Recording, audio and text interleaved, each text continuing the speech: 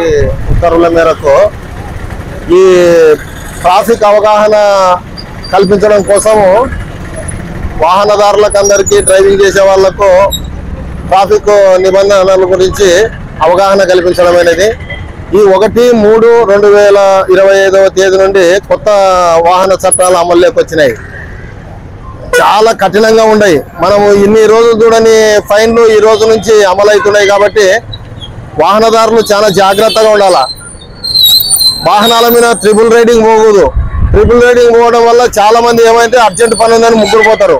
ముగ్గురు పోతే insurance company వాడు రైడర్ పిల్లల డ్రైవర్ తప్ప మూడో వ్యక్తికి ఇన్సూరెన్స్ ఇవ్వరు. ఏదైనా ప్రమాదం జరిగితే నువ్వు ఎదుటి వ్యక్తికి గాయపరిచినా కానీ కూడా నీవు ముగ్గురు కలిగి పోయినందుకు అతనికి ఇన్సూరెన్స్ రాకుండా పోతుంది.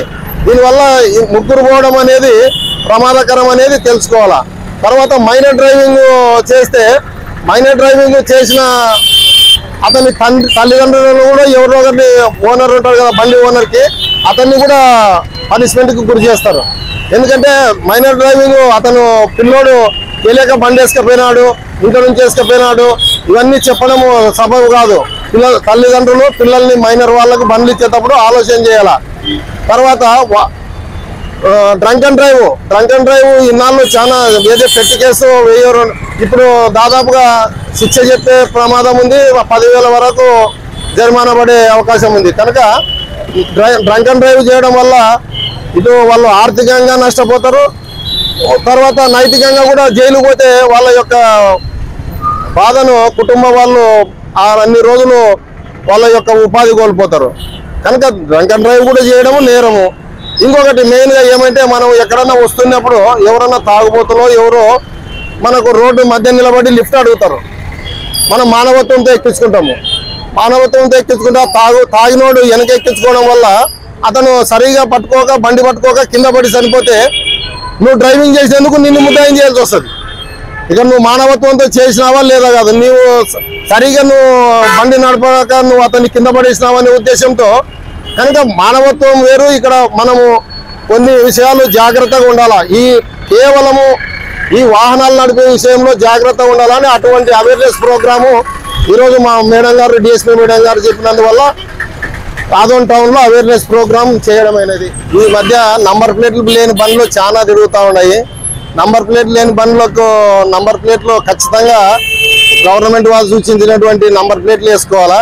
ఎందుకంటే అది విజిబుల్గా ఉంటే ఏదైనా యాక్సిడెంట్ జరిగినప్పుడు మనము ఆ వాహనాన్ని గుర్తించడానికి అది మనము ఏదో నంబర్ ప్లేట్ లేకుండా పోతే అదేం బరువు మోస్తున్నామా అనే ఉద్దేశంతో నంబర్ ప్లేట్ వేసుకోకుండా తిరగడం అనేది ఈ మధ్య చాలా మంది చేస్తున్నారు.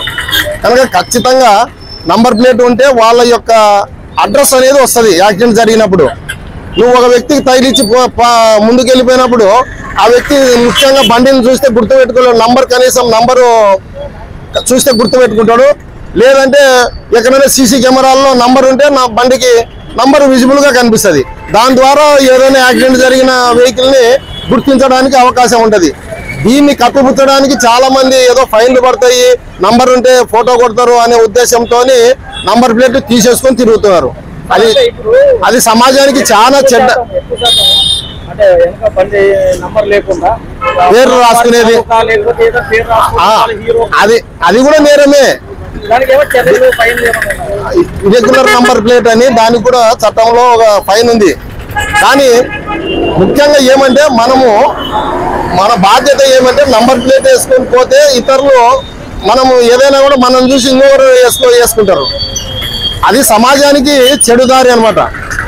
నంబర్ ప్లేట్ అనేది లేకపోతే ఏమవుతుంది అనుకోవడం మంచిది కాదు. అది కూడా ఈ ఎంవీ యాక్ట్లో దానికి కూడా ఫైన్ ఉంది. కనుక అటువంటి బండ్లను కూడా ఖచ్చితంగా పోలీసు వాళ్ళు పట్టుకుంటారు. ఆ ఉద్దేశంతో కనుక ప్రతి ఒక్కరు నంబర్ ప్లేట్లు వేసుకొని నడపాలా. ముఖ్యంగా మైనర్ డ్రైవింగ్ ఇవ్వరాదు పిల్లలకి. మైనర్ డ్రైవింగ్ ఇస్తే అది మరీ ప్రమాదం. Thank you. R Lakshmana, ASI, Adoni traffic police station.